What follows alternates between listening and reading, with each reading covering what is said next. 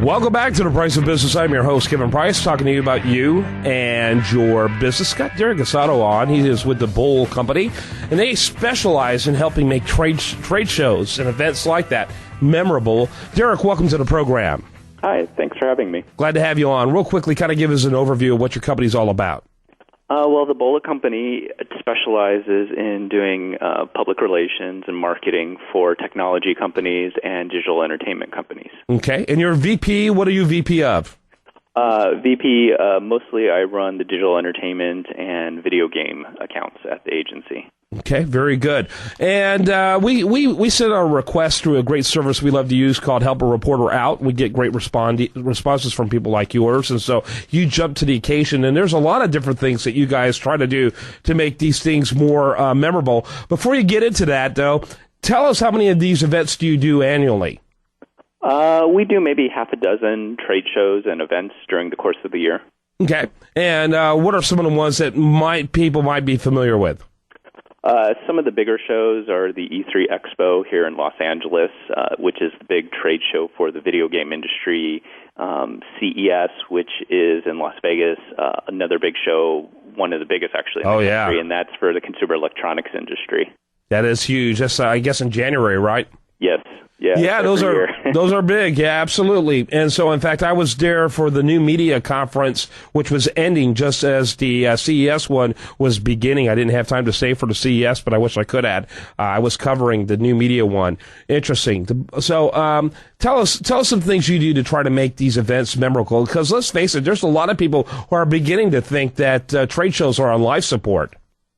Yeah, well, you kind of go through those different cycles where shows go up and down. I mean, CES, for a while was losing quite a few attendees. E3 almost looked like it was dead at a certain point. They even had to move it out of the Los Angeles Convention Center because it got so small. But, E3's come back. CES is still going strong. So I think what a lot of, people find, though, is that the opportunity to have people, especially when you have a physical product, to come and actually see and touch and feel and try out that thing, it has a lot more weight than just describing something over the phone or giving someone an email.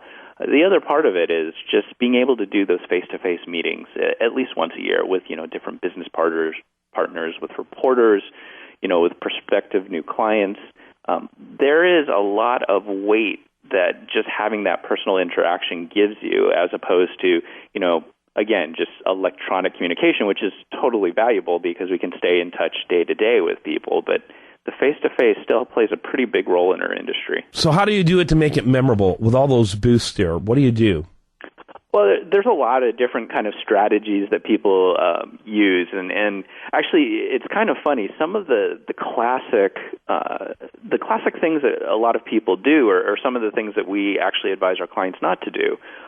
You'll probably see at a lot of booths where they just have tchotchkes. They have T-shirts and keychains and pens with a company name, and they're just leaving them out on the table. Which all the college students that are manning all the other booths come by and take all that. Yeah, it's one of those where you leave the tchotchkes out, and we tell a lot of clients it's kind of pointless because you end up, with the wives and husbands of attendees, and their and college kids and random employees at other companies taking all these things because they're free. You'll put a bowl out or something, and people will just flood it. They'll have no idea what your company does, what the product is, and have no interest in it, and just take it. So you're spending a lot of money giving out free stuff for no payback.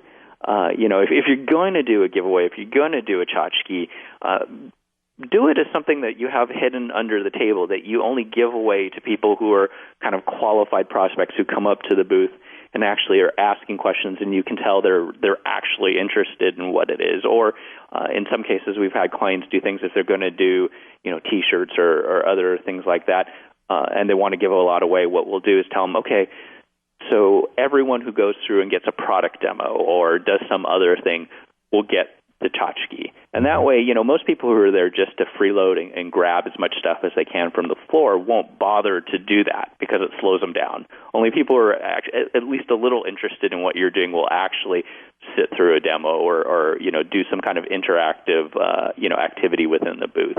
Mm-hmm. Derek Asato is with the Bowl Company. That's THEBOHLE company.com. So when you look at the various things that are out there, obviously they have to know that they've got some kind of giveaway. Maybe you have it on display, ask about how to get a free T-shirt, something like that. Well, I think probably too one of the things to talk about is there's a certain psychology to trade show floors. You've probably been there, and you're just kind of wandering around looking for what's interesting. And as you're walking by, you see all these kind of sad booths where it's a trade show booth, and the only people you see in there are the people from the company, all in their their company T-shirts, and they're just sitting there talking to each other, and there's not another person in that. And then you walk by another booth, and there's a crowd of people, some in business suits, some in their khaki shirts, whatever it is, but you can tell they're not from the company, and they're all kind of crowded around looking at things in the booth. And people tend to gravitate toward those booths where they see, other people that are obviously not from the company. It's almost like a restaurant or a club. If you see a crowded restaurant or a crowded club, you're interested. If you go by some bar where you only see two lonely old men sitting in it drinking, you're not going to go in. So part of making a booth exciting is before the show, your biz dev people need to kind of pre-book meetings. Your PR people need to pre-book press. And a lot of times what we'll do is we go through, and we specialize on the media relations side where we're booking reporters. We go through and we try to book a reporter every 30 minutes or every hour. So there's always someone in the booth doing a meeting. In some cases, we'll even book lower tier reporters that aren't necessarily like, someone we absolutely want to see, but we'll book them so there's someone in the booth to help create that image of, an interesting, exciting place to be. Display. It's a place to be. Yeah. So why would these people come to your booth but not other booths? I'm interested to see why. Just because you did the outreach or what? Yeah, what we find is like 70 to 80% of the people who are attending trade shows have a list of meetings that they've set up. Most people do not go to trade shows anymore and just wander around aimlessly. They've got some meetings. So if you reach out to them, and usually we'll do it maybe 6 weeks before the show is when we start, if you reach out to them at that point and tell them what you've got, if it's faintly interesting to them, a lot of times they will book a meeting just because they want to kind of set their schedule. They don't want to be wandering aimlessly. So a lot of it goes into the preparation pre-show.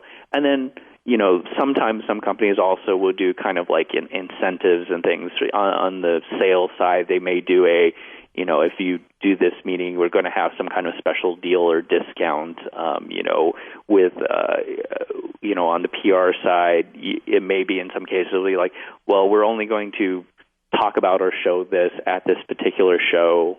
And then there are the promotions. I've seen some real interesting ones. We didn't for media promotions. You do just for media. There was a great one, several years ago. It was actually a CES one where they got some really nice high-end Nikes, and they contacted reporters and got their shoe sizes, and they actually sent them the right shoe. And they said, when you come to the booth and do a meeting, we'll give you the left shoe.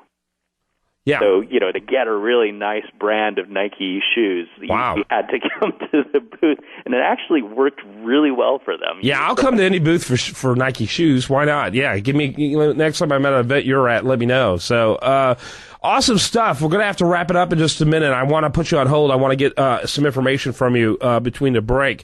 But very good stuff. The Bowl Company, THEBOHLECOMPANY.com. Obviously, the most important part for the spelling is the THEBOHLE company.com. Check them out, learn more about them, not only for trade shows, but your PR and marketing in general. You handle all areas of marketing? We specialize on the PR side, so we're more heavily focused on getting stories written about our clients, and then we do a little bit on the marketing side to, kind of as the support end of that. Okay. And when you doing events for your clients when they're doing trade events and that type of thing, you're mainly working on the public relations side. Correct. Very good. Derek, thanks for being with us. Okay, thank you. We're going to put you on hold for just a second. I need to get some more information from you. I'm Kevin Price. You're listening to The Price of Business. Do want to remind you, best content here shows up over there at usdailyreview.com. Stay tuned for more right after this.